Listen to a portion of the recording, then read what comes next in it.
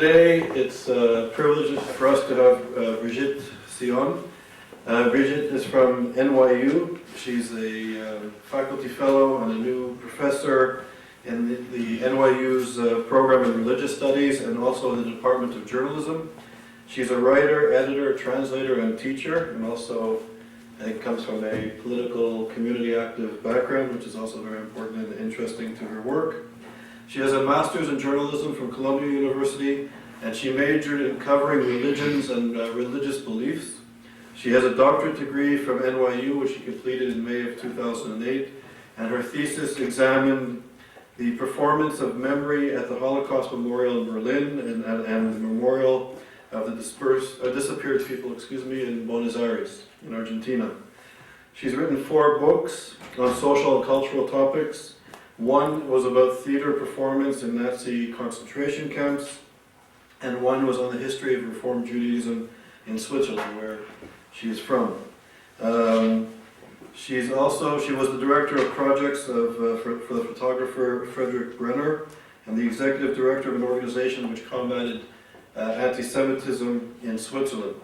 So with this rich background, Brigitte will speak today about her title, the top is entitled, cover it up, The Jew as a Bloodthirsty Butcher, Laws Banning Ritual Slaughter.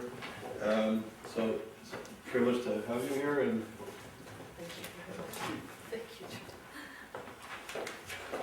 Good afternoon, everybody. Thank you, Charles, for the introduction and for inviting me to speak, and to Lisa for organizing such wonderful seminars, and to Lauren. Where is she? Thank you. Thank you, Lauren, for organizing this. So the topic of the day seems a little strange because it's a topic of anti-Semitism that is both modern and old, that could seem somehow insignificant when you look at the other topics that you're addressing in this seminar. And what I'm going to try to show you is how it encapsulates larger concerns that are both very contemporary and transnational. So shrita is a Hebrew word for traditional animal slaughter, or the technique of slaughtering animals according to religious law in order to obtain kosher meat, or that is meat that is acceptable for consumption for observant Jews. So without going into graphic details, even though a little red in the title helps, I'd like to just say that shrita involves one quick cut on the neck of the animal without prior stunning, and that then the blood must be removed before consumption. The point today is not really to examine whether shrita is more cruel or more humane than other forms of animal slaughtering, because for decades to this day, there's a battle between physiologists and veterinarians and all kinds of doctors and activists who are debating these issues. And I think until the day when a cow is going to come back from wherever saying, well, this method is better than the other one, there will not be a definite answer because we cannot measure the suffering of an animal at the time of death. So I'm not even interested in going there because to me it's a non-story. What is interesting to me is the fact that small countries, and I take Switzerland as an example because that's where I'm from and that's what I know best. Small countries with an insignificant Jewish population, with an even more insignificant population that keeps kosher and for which those matters are important, have adopted a ban on shrita. And what I'm interested in showing you is in what the official and the outspoken and the tacit motivation and arguments were and are, and how those specific ban is actually a cover-up for a new form of anti-Semitism, maybe not so new. So through the attacks on shrita, we can actually find 4 very classic stereotypes of anti-Semitism. The first one is deicide: Jews murder Jesus and continue to do so in repeated manners. The blood libel, the ritual murder of a Christian child, usually for the purpose of baking matzah for Passover. The third one is the Jew as the inassimilable other. The Jew is everywhere and belongs nowhere. And the Jewish greed and Jewish conspiracy to control the world. So I will look at the relationship between ban on Shechita and classic anti-Semitism through three periods in history that I'm interested in. The late 19th century, and specifically the ban on Shechita in Switzerland, and you'll see that it has reverberations in other countries and other times. The Nazi period and the contemporary period, specifically the year 2000 and onward, with the second Intifada to today. So little flashback to Switzerland, 1893. Switzerland is well known for its, besides the chocolate, the milk, and the watches, and the banks, though these days banks not so great, very well known for its direct democracy. What a direct democracy means is that if someone, me for example, a Swiss citizen, wants to have a national vote on any specific topic that I find of interest and of public concern, obviously, if I gather within, I think the course of 2 years, 100,000 signatures, valid signatures of Swiss citizens who are willing to vote on this matter, it can be, through a kind of a long process, it can be put into the national vote as a referendum. And this political option was offered to Swiss citizens for the first time in 1892. And the first object on which Swiss people could vote as what is called a popular referendum was actually the ban on ritual slaughter. It's quite interesting that this is the first item that they got interested in. And who initiated this? The vice president of the his title is very long. The vice president of the Organization for the Protection of Animals in the German-speaking part of Switzerland. You know, like Switzerland, like Belgium and Canada, is very split linguistically and culturally. So this is happening in the German-speaking part. And this man, Keller Yegi is his name, seized the opportunity that was offered to Swiss citizens to organize a referendum, and in 1893 was able to collect the number of the signature required. At the time it was only 50,000, so that people would vote on a revision of the Constitution. What is interesting then is that he gathered not just 50,000 but 83,000 very, very quickly. And one of the ways he was able to do that is to offer the people who were collecting signatures some money. So it was like you were hunting for signatures, and at the same time you were being paid. At the time, the object of the referendum generated a feisty debate in Switzerland. Mostly originally scientific arguments: is it cruel? Is it not cruel? Do the animals suffer or not? But very quickly also it drifted towards Jews and the religious customs of the Jews, which were described as, I quote, backwards, Oriental usage, or religious crap. So what sounded first like an opposition to religious practices in general turned out to be motivated by anti-Semitism.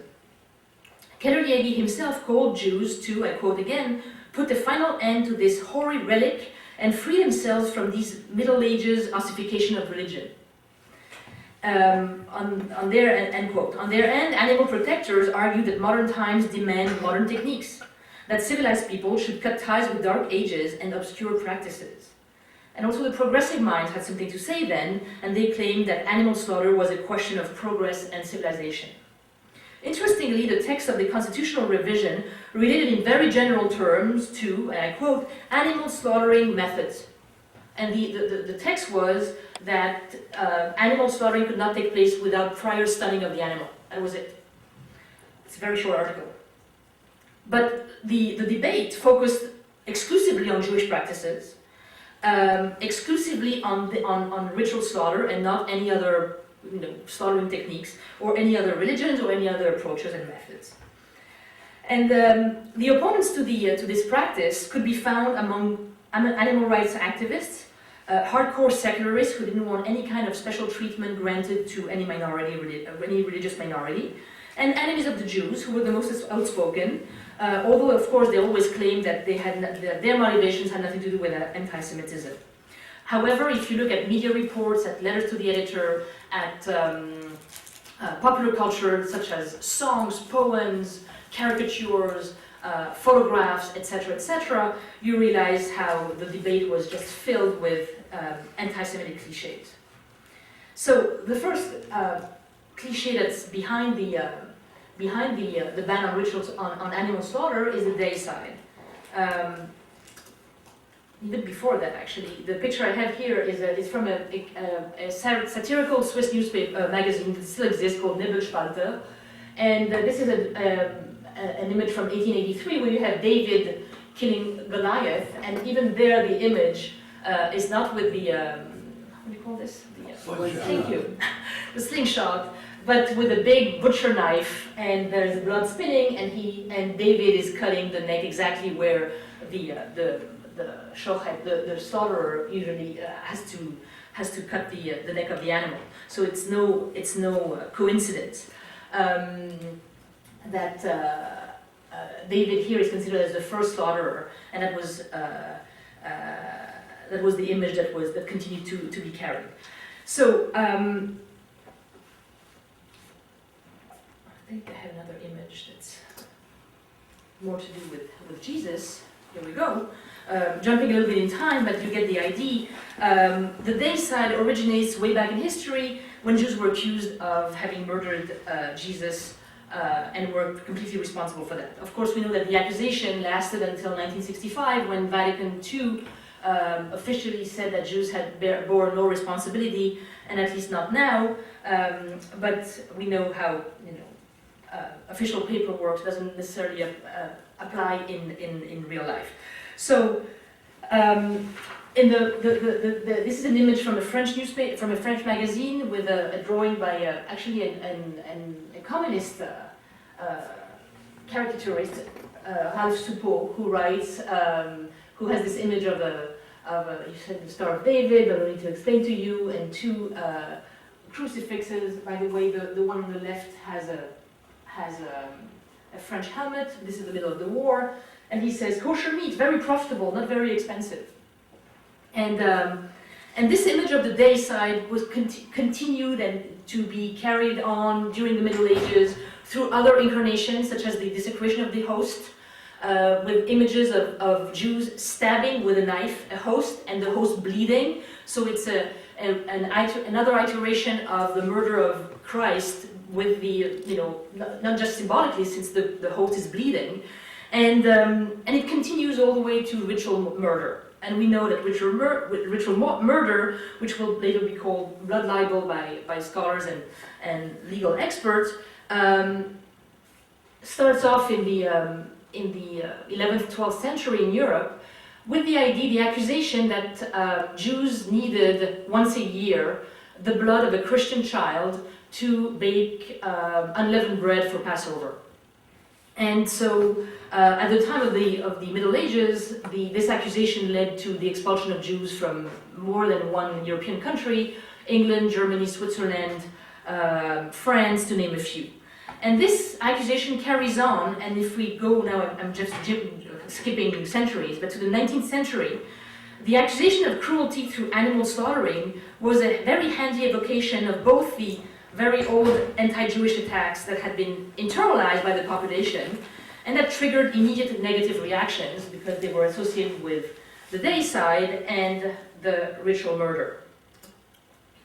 Here's an example of a Polish postcard from 1899. This is the time of the ban on Shrita in Switzerland, and it had to do with one of those blood libel trials.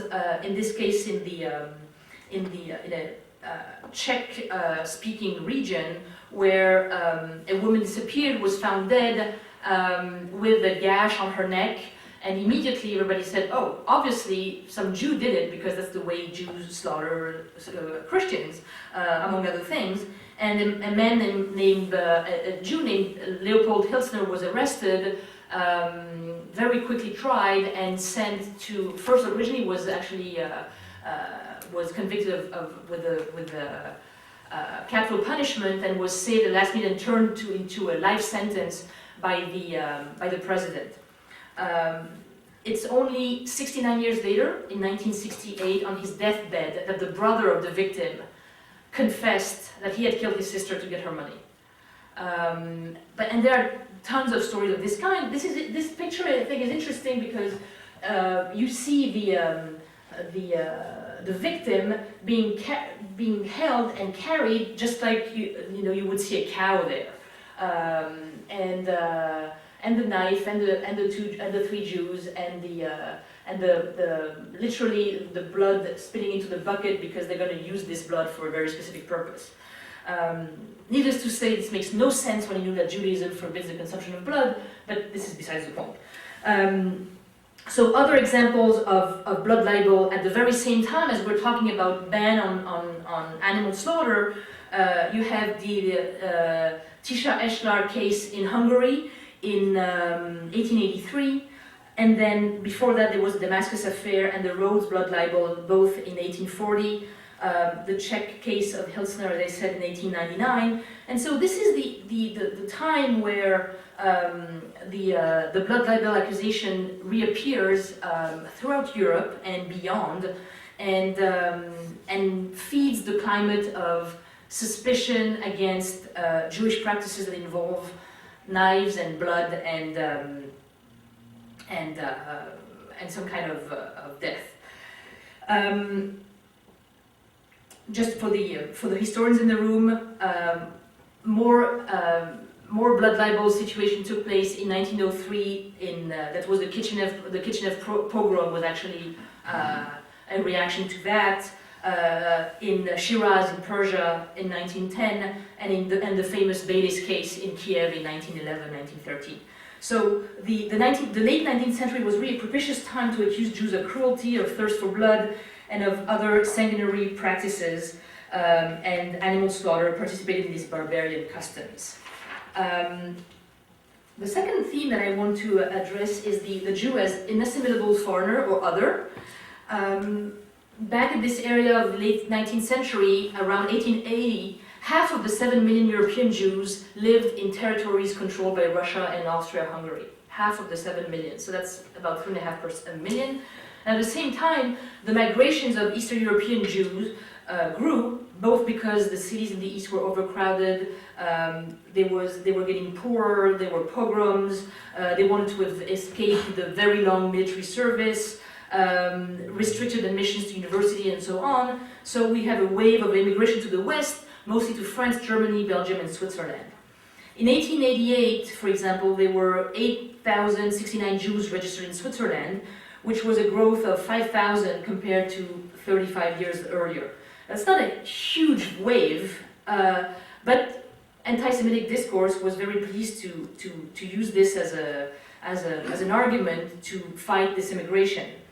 And this image then was the image of the Ostjude, the Jew from the East, which dressed like a bum, spoke a language that nobody could understand, that is Yiddish, of course, only other Jews could understand it, and had all kinds of weird rituals that nobody could really understand, or because they belonged to another age and civilization. There's a Swiss newspaper called the Buchsi-Zeitung, which was a pretty widely read conservative newspaper from the Bern region. And I quote the newspaper that says, "A Jew remains a Jew because of his oriental and unsophisticated origin." And so, in this climate, a very interesting thing happens historically in Switzerland in 1873. I'm going back now 20 years before the ban on ritual slaughter. 1873, Jews are granted citizenship in Switzerland for the first time. And this did not happen out of generosity or enlightenment by the Swiss government. It was the result of pressure put upon Switzerland by the US, France, and the Netherlands, who had just brokered some kind of trade deals with Switzerland and made it a condition to the business deal that it would only happen if all of their citizens were treated equally on Swiss soil, and vice versa. And so Switzerland had to accept, because Switzerland you never miss an opportunity to have a business deal, and agreed to grant full civil rights to its Swiss citizens. That was in 1873, and of course it really seems that the Swiss were forced to accept the Jews, but somehow they would kind of restrict this immigration and their settlement, and that's how 20 years later they find the trick of banning animal slaughter to really limit the immigration of Jews. it's it's almost obvious when you see this kind of coming and going of pendulum between, you know, we give you something, we take off something from you, and it goes on and on and on in the relationship between Switzerland and Jews to this day. One of the arguments behind, that had to do with this restriction of immigration from Eastern Europe was that there was a fear of Überfremdung, that there's the overwhelming immigration of foreigners with the risk that it would alter Swiss identity. That's a long definition for one word in German, but that's how German works. It packs it off in one word. So there's really the risk of alteration of Swiss identity, of the Swiss fabric. And this is exactly the same concept that will be used in 1933 with the first restriction of asylum policies, and especially in 1938, I remind you that the brilliant idea of the J on the passports of German and Austrian Jewish citizens came from Switzerland. Switzerland is the country that asked Germany to mark the passports of German Jews so that they would know at the border who was in for the good reason and who was not, and they could easily turn them down. And that has been a dirty little secret from Switzerland until 10 years ago, 15 years ago, when those things came out. And this allowed also Switzerland to say we are not accepting political refugees, and they consider Jews as political refugees. So I'm drifting a little bit from my butcher stories, but just to give you a sense of how this idea of being overwhelmed by the foreigner played out in the late 19th century and using the ban on ritual slaughter to restrict this immigration, but it was an ongoing philosophy in terms of asylum policy in Switzerland. The third theme was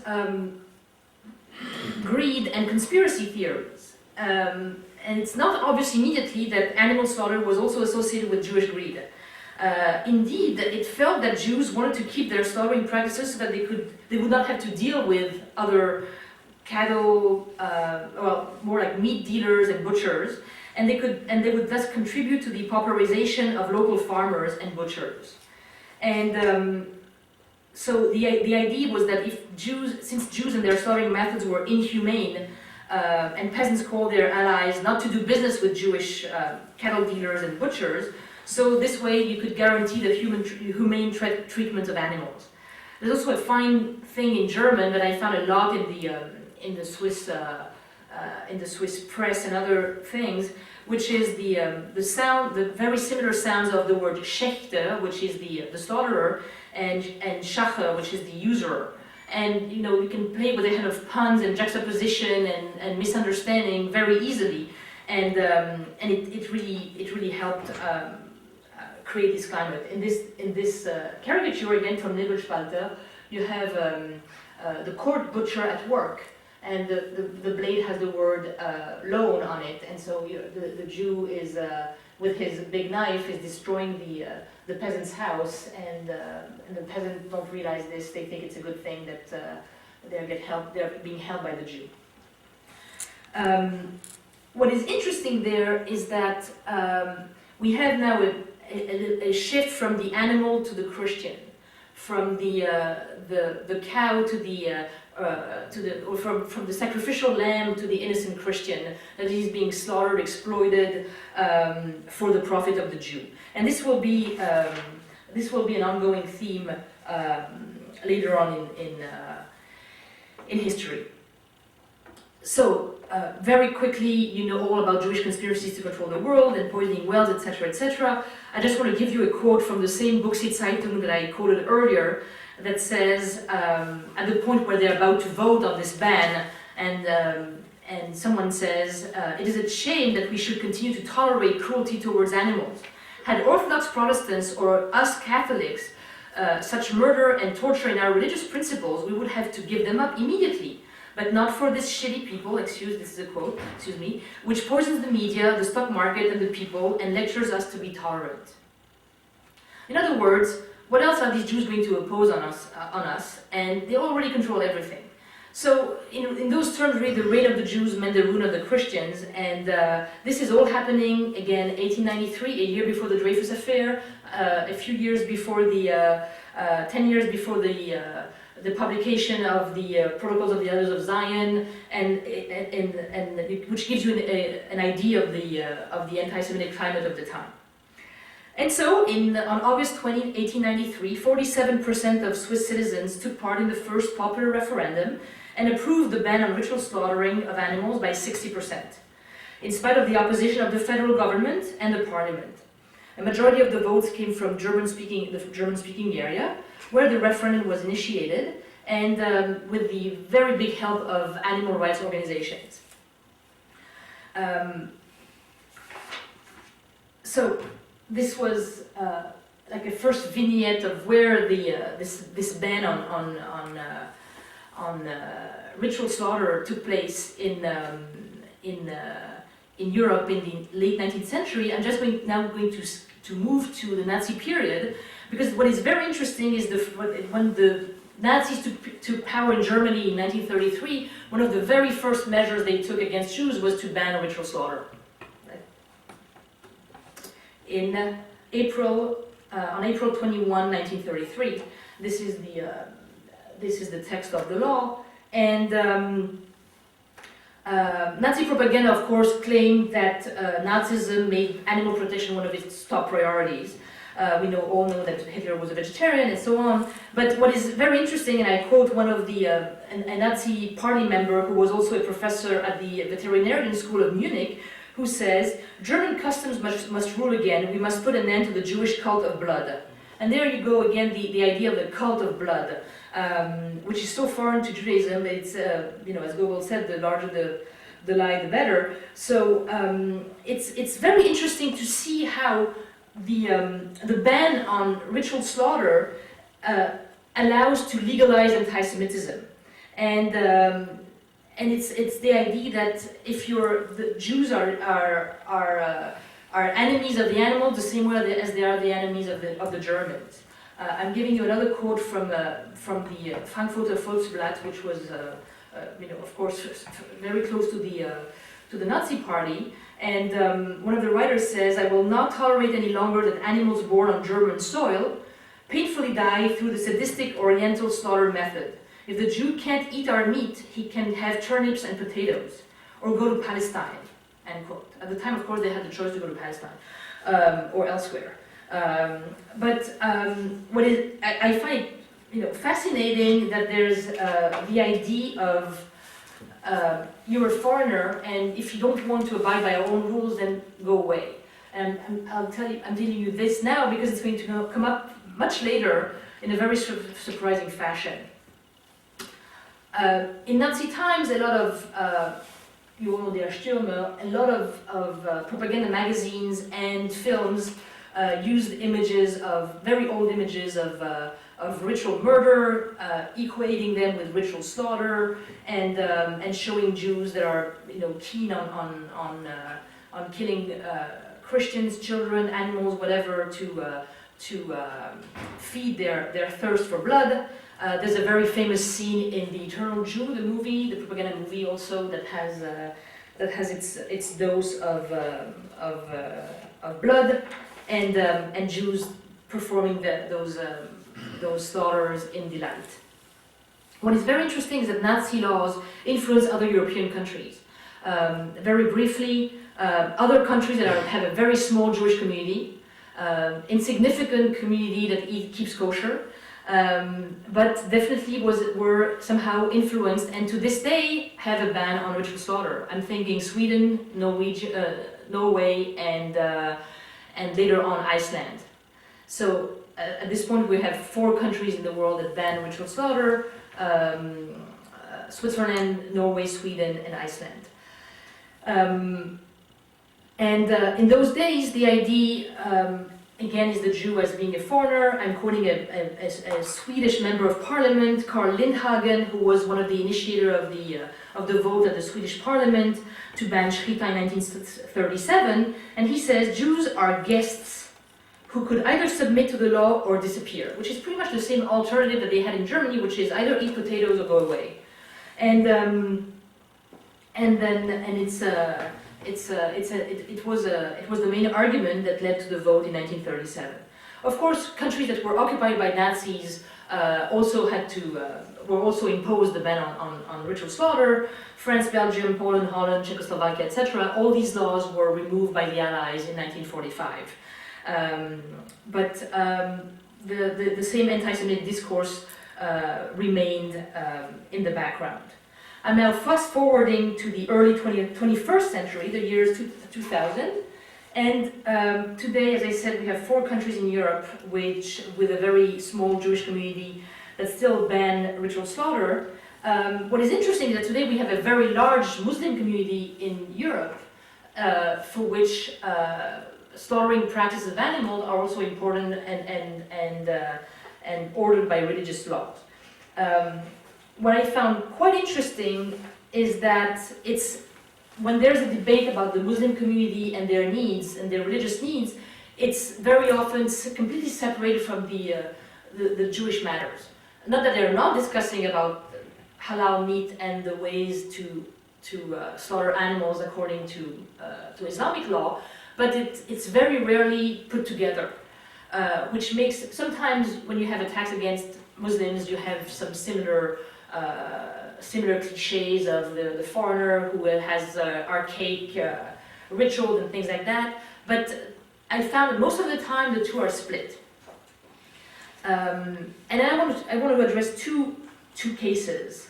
I'm going back to Switzerland, and then we'll go to the Arab Muslim world to end.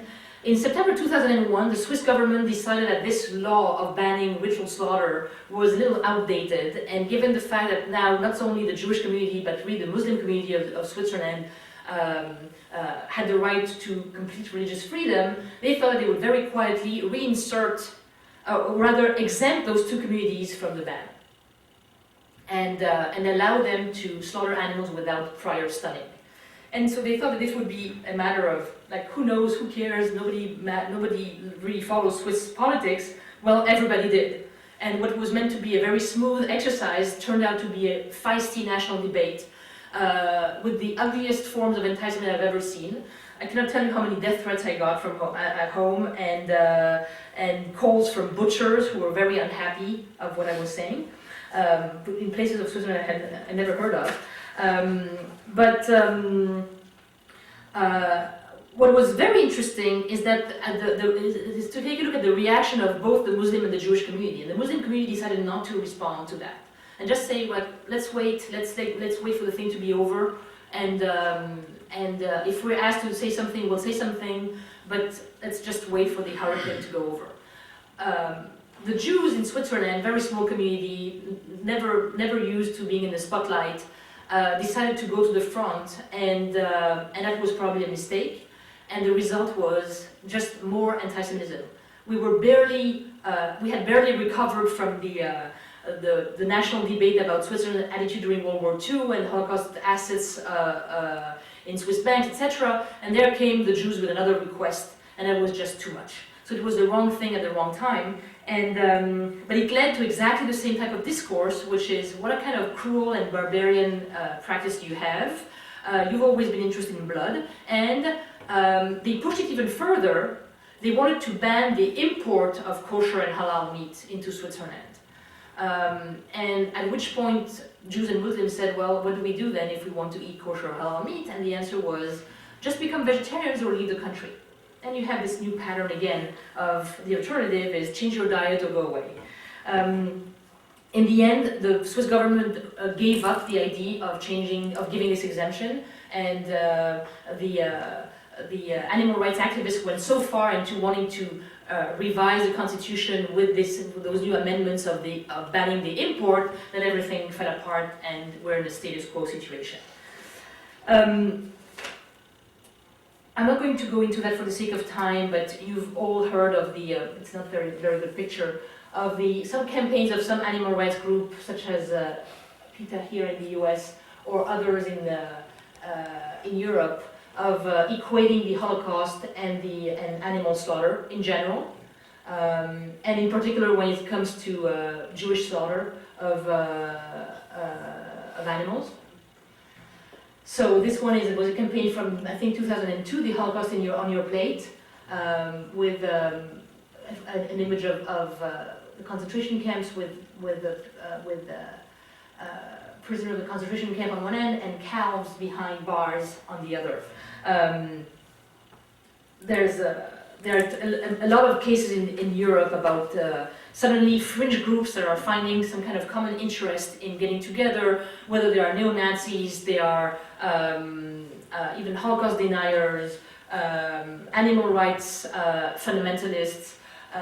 They also fight for the right of the lobster and the rights of the frogs, and other kinds who suddenly find some kind of common ground, common interest in fighting specifically traditional animal slaughter.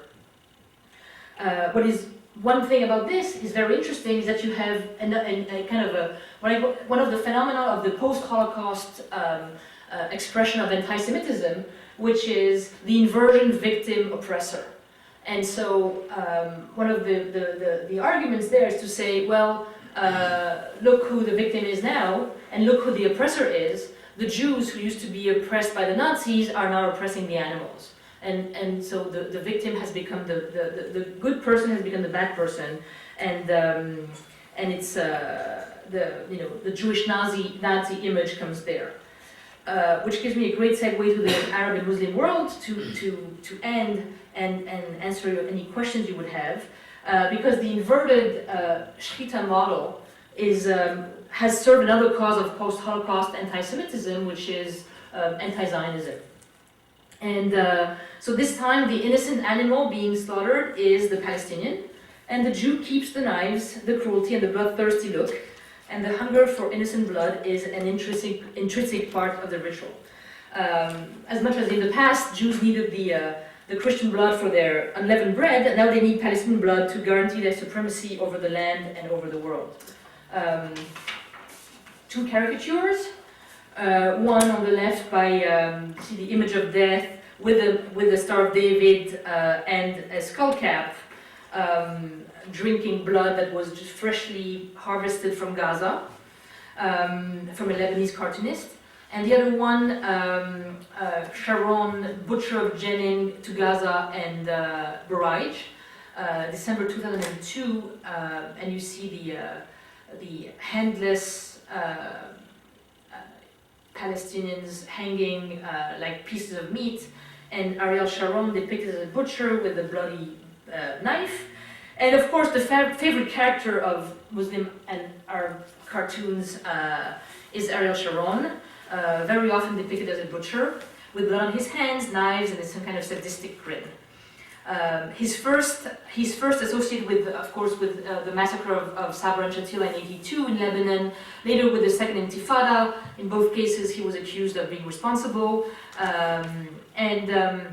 And again, here we have the ritual slaughter being instrumentalized to serve an anti-Semitic purpose by reaffirming the connection between Jews' blood and the murder of innocents. There's also in some Christian-leaning Arab media, there's also the recycling of the day side in comparison to Palestinian dead, with Jews being the murderers in both cases. So you have Jesus 2,000 years ago, and the Palestinian often depicted on a crucifix or with Jerusalem as the segue, and you have this juxtaposition. And finally, it's interesting to see with the Second Intifada what it led to and how Palestinian children became the new lambs that were being slaughtered by Jews/Israelis. In 2000, for example, Palestinian NGOs spread the accusation that Israeli doctors were inoculating the HIV virus to Palestinian children who were hospitalized in Israel and the Palestinian territories. The same year was, of course, the famous case in Gaza of the death of Mohammed al-Dura. And I think you've had a session here about the media dimension of it, so I won't go into details. But it was very clear to me that we were again recycling this idea of Jewish love for blood and the sacrificial lamb that had become the sacrificial Palestinian. And of course, every time there's a raid, an Israeli raid on a Palestinian city, or else when children are among victims, that's the myth gets or the association gets reinvigorated. So as a conclusion, we started off with some kind of incongruity of the ban on animal ritual slaughter in Switzerland, with a country with an insignificant Jewish population, 17,000, and quickly it traveled, and it turned out that the attacks on Shechita used animal welfare as a disguised form of anti-Semitism. And then from there we went to the modern time, to more contemporary times, where in spite of their modernity, century-old cliches have been recycled. They cite ritual murder, unassimilability, and conspiracy theories. And we see how the obsession with Shechita traveled across time and place, in spite of the small number of Jews for which it really matters, which clearly showed that there was a larger agenda. It served Nazi Germany and occupied countries. It justified racist asylum policies. It brought strange bedfellows together, animal rights activists and fundamentalists of all kinds, really. At least the fundamentalist breed of animal activists, Holocaust deniers, neo-Nazis, and militant secularists. And now it's instrumentalized in the Arab and Muslim world for anti-Semitic and anti-Zionist purposes. And because this theme is precisely so transgenerational and so transnational, it reinforces the image of the Jew as a slaughterer, from the Swiss cows to the children from Matzah, and from Jesus to Muhammad al-Dura. Thank you.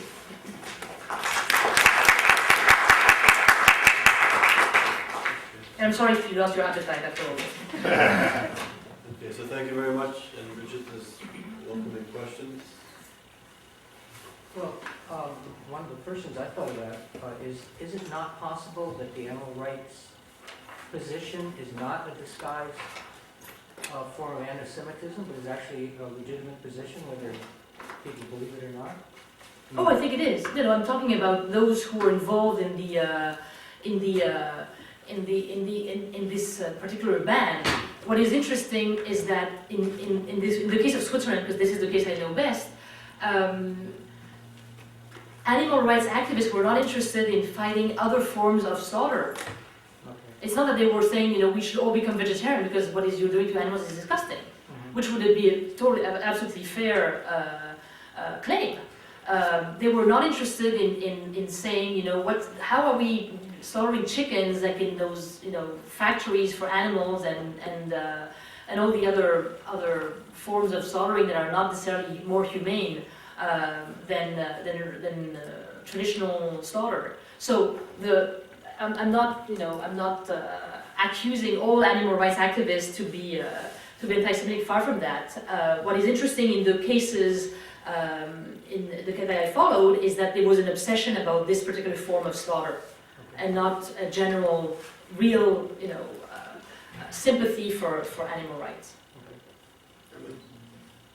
Actually, first of all, thank you for your very interesting lecture.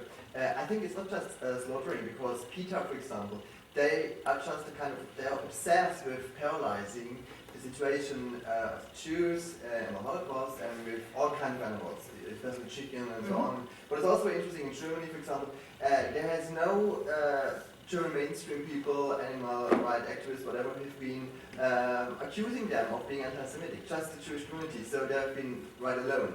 What I'd like to ask you, there is an interesting quote in the Dialectics of Enlightenment from Horkheimer Adorno, 1947, where they were saying that Christians actually have a kind of obsession with blood, and therefore, because they don't want to say we have an obsession with blood, they make a kind of projection to the Jews, and they are accusing what they state on their own. They would like to be like slaughtering like this maybe, and they have an obsession with blood, but they don't say it, they make an obsession. I think it's like this. Maybe you dealt with this. No, I think you're right. I'm not an expert in transfers and other psychoanalytical terms, but there's definitely a lot of, you project a lot on the enemy, what you don't want, what you're denying to yourself. It's definitely. Definitely, and especially the image of the suffering and bleeding Christ is so strong and so eternalized, and because of of Jesus' ability to, I mean, first the hope that of his second coming, etc., nurtures this and everywhere in art and the representation of Jesus that most people have in mind is someone bleeding, someone suffering. And I think it definitely adds a lot to the associations. For example, look at the pictures in especially Catholic churches. You always see Christ, and then the other one, always there's this blood. Stigmata, yeah. They have an obsession, they want to see it. Definitely, yeah. Yeah, just very quick, I think Bob Dylan, when he left the church, he was a neighborhood bully, and he talks about how he won't drink blood. Thanks. I just wanted to actually add to that. It's not, I think it's not just about suffering, but especially the drinking of blood as wine, supposedly, which turns Not supposedly if you're Catholic. No, but that's, I think, even more it. So it is not just about suffering, it's really a projection. Right. I'd like to ask about the situation in America, whether there are any parallels or instances of the same phenomenon. So what I found in America, my research is mostly about Europe, but what I found in America was the PETA situation. Not to the point where I've seen it in Europe, where, but someone, I may be wrong, of the actual full inversion of Jews have become the Nazis of the animals. But more of this juxtaposition, the animal holocaust, using the word holocaust for animals, for example, using the word concentration camps for cages, or for places where animals are, the confined spaces where they are. So I think it's annoying, but it's less outspoken or in your face as what can be seen in other countries.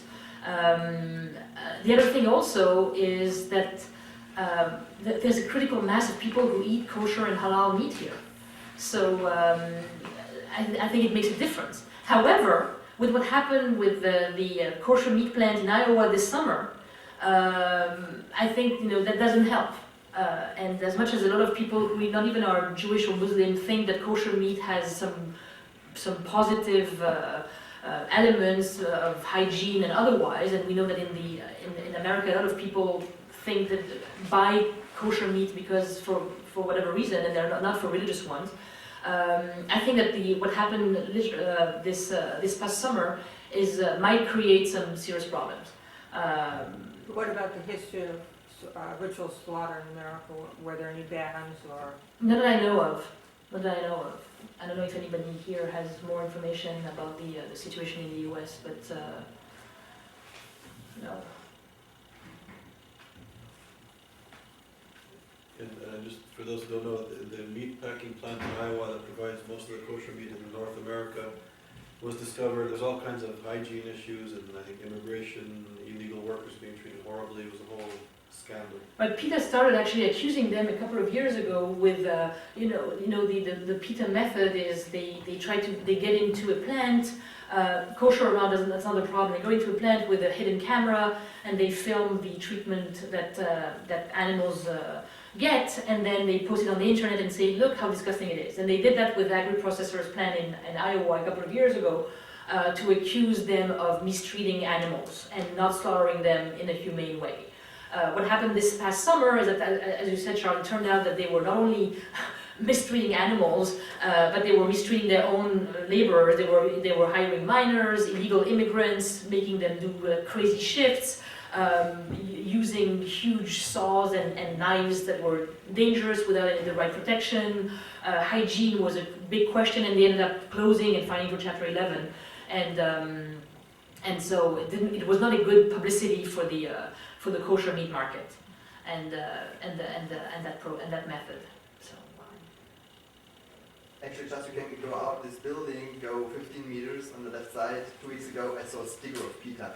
And what I think, in addition to what you told, I think it's also kind of what I call softcore denial, because especially in Germany, you have several kinds of those pictures from PETA dealing with Jews on the one side, and not just accusing Jews of being the murderers of today's animals, but if they say, if one of the books of PETA, Patterson, for animals, it's everyday Treblinka, or also another slogan of them is for animals, every human being is a Nazi. This is a kind of softcore denial. It's a denial of the Holocaust because they deny what really happened to the Jews in the Holocaust. And I think this is even as worse as yeah, it's a form of belittling and banalization and making it, just making the Holocaust an everyday word and losing its original meaning, for sure.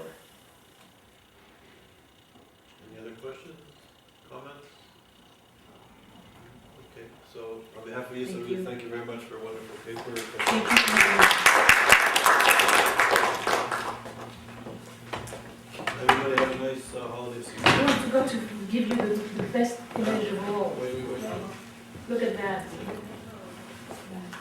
After that, you really won't want to eat anymore. But I love the down there, slaughtered according to Jewish rights under American license. So, anyway. Where is that from? This is actually, this comes from a book about anti-Semitic caricatures, and for some reason the origin of this one, it just says San Francisco 2002. And so it's American. But it has typos, it says trademark instead of trademark, and I don't know. But just to leave you with an image. Bassam, you disagree. Oh yeah, it is disgusting. All right. Enough of this. Maybe one last question for the, I mean, this is clearly anti-Semitism, but the same people who do this cartoons, they establish the comparison between Islamophobia and anti-Semitism.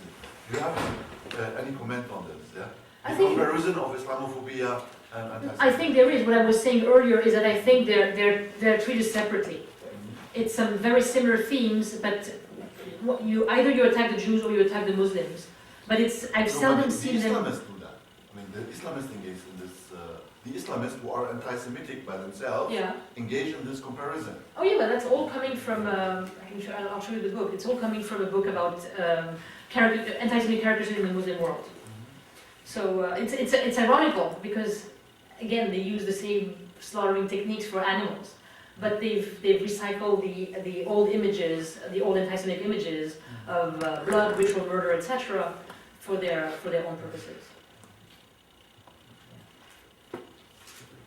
Thank you. Thank you. Thank you.